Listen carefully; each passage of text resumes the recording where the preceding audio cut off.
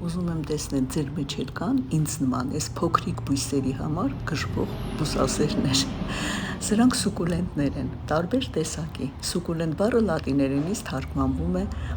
սոկուս, հյութեղ, այսինքն նրանք տերևների մեջ կամ արմատներում կամ ցողունում պարունակում են այնպիսի բջիջներ, որոնք ջուր են կուտակում։ Սրանք շատ հեշտ պահվող բույսեր են, որովհետև նույնիսկ 1 ամիս կարող են դիմանալ առանց ջրի։ Սիրում են լույս, կարող են դիմանալ արևի ուղիղ ճառագայթներին եւ ամենակարևորը բազմանում են շատ հեշտ, նույնիսկ 1 տերևի օգնությամբ դուք 1 բույսից կարող եք ստանալ հարյուրավորները։